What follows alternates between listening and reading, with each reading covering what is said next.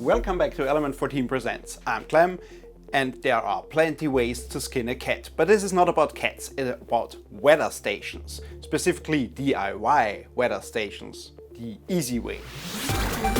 Amazing hacks. Inspired designs. Each week, Element 14 Presents brings you innovative projects using electronics, engineering, and more. The easiest version of a DIY Arduino weather station might be putting a string on an Arduino, hanging it outside and writing down if it gets wet or not. But that's not really functional.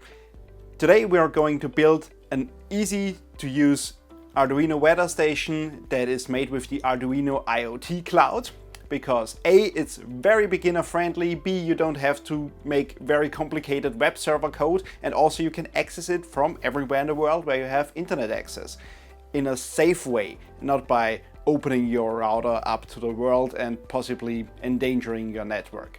So that is why I like the Arduino IoT Cloud for this project, and we're gonna use the MKR Wi-Fi 1010 because that gives us the easiest setup. Also, it has a nice LED on board.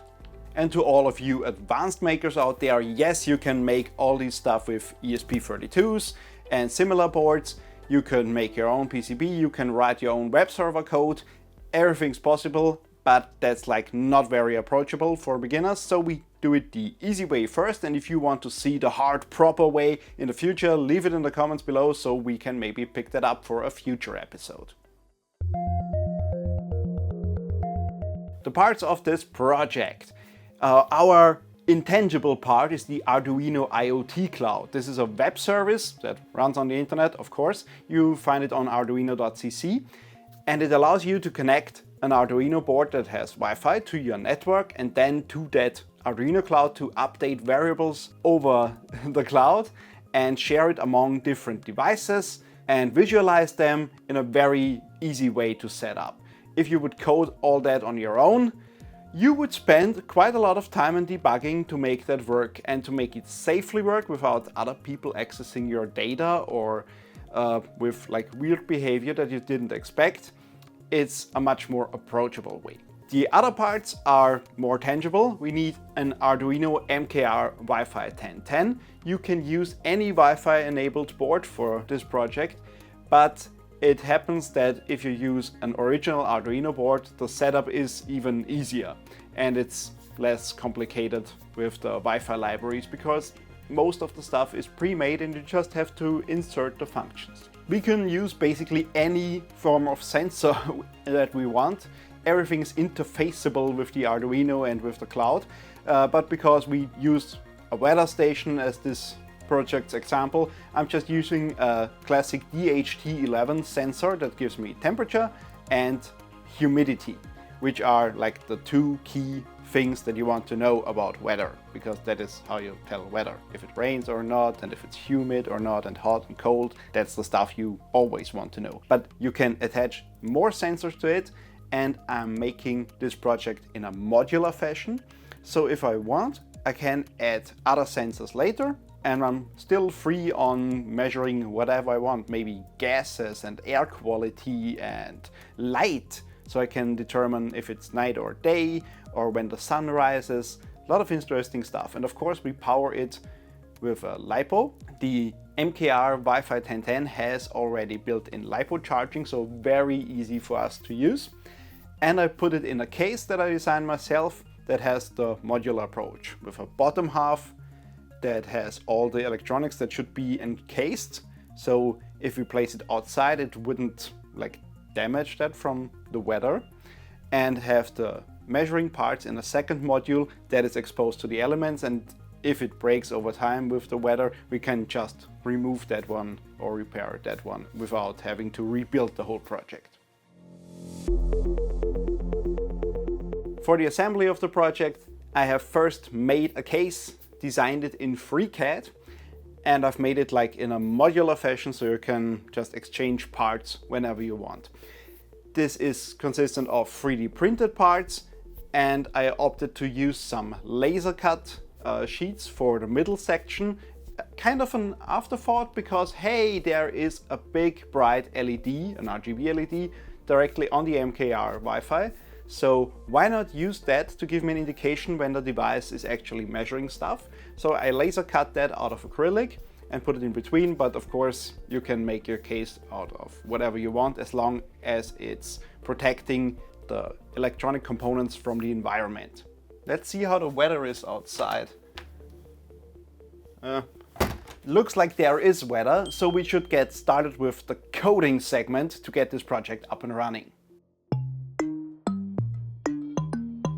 For this project, I recommend the homegrown garden variety of code. Mwah! Very nice for this project, or you can just write your own in the Arduino IoT Cloud. Maybe let's do that. Welcome to the Arduino IoT Cloud on my computer. As you can see, I've already done two things. And when we look at create thing, I've already reached the limit of the free plan, which is 2 things, but you can do like a lot with just one. So you don't really have to upgrade until you're getting advanced. So you can basically try that for free. Those things are both connected to Arduino MKR Wi-Fi 1010s, and I have left them untitled and used the names that the Arduino IoT Cloud just told me. For a simple reason, when I gave custom names, it sometimes did not really connect. So when I left it at default, it always worked. So maybe if you have trouble with names that you selected, just try the default names. Sometimes they work. We can see an ID for the device here, so you know that it's exactly that device. And also, this device is only connected to one sketch on the Arduino IoT Cloud, and if you connect that board to your computer, it knows that this is that board and not the other one. So you won't mix up your sketches with your devices. On one side we have the setup function. This is where we define our variables. If I want to add a function, I just give it a name. This is like example thing. We select what type of variable we want. We have like different types here, like the typical energy stuff like temperature sensors, which would be obvious for our project. But guess what? I don't want that. I want a floating point number, because when we have just basic numbers and values, we have the ability to sync them with other numbers and values pretty easily.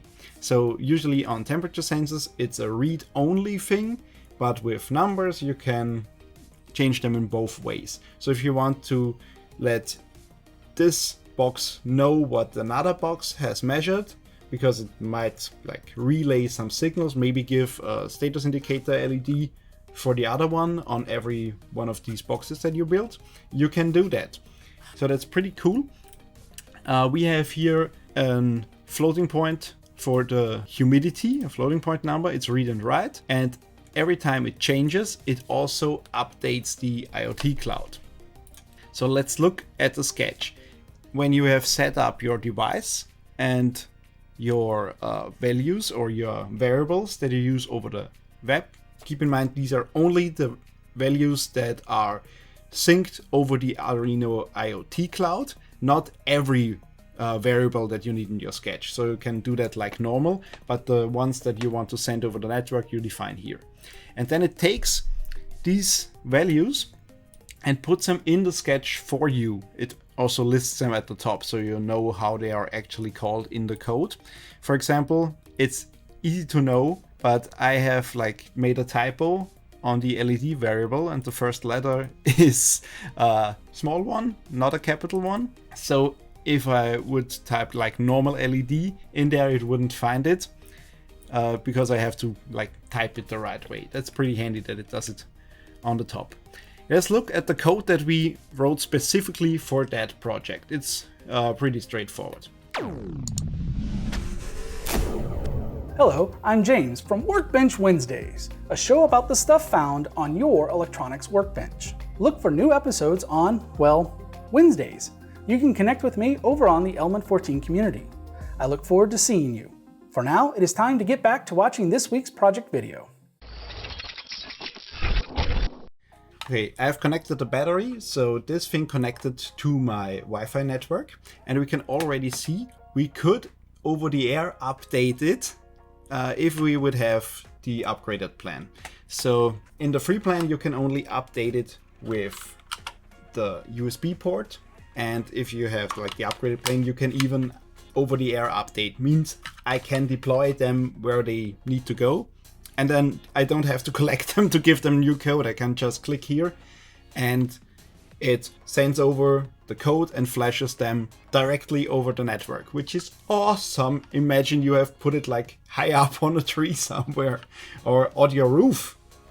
And then you can still access them and change your project later after deploying it. And that is a feature that's really hard to do if you would do everything on your own. So awesome that you can do it directly with the Arduino IoT Cloud. Now we are in the dashboards section. You click just on dashboards and then you have your dashboard, which I left untitled because with my title I had troubles. And here we can see the first one of our devices. I actually made 2 of them, but this is the only one that's completed in the box.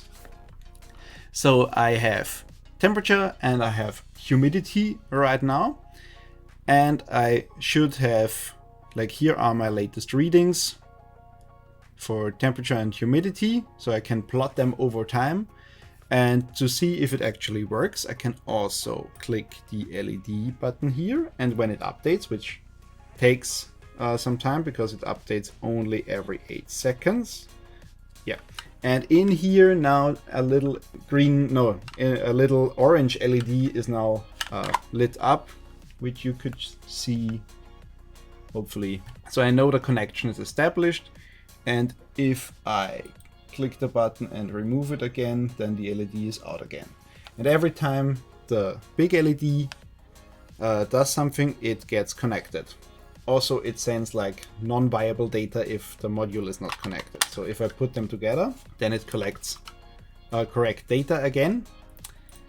And I can just influence that by breathing on it to get a different reading. And now we have to wait for a little bit to update. There it is, 95% because, yeah, humid, moist air from my mouth. And then it should go down when it dries off. And because this is in a separate box, the actual electronics, the sensitive part, is not exposed to my breath and the environment. And both can be pretty deadly.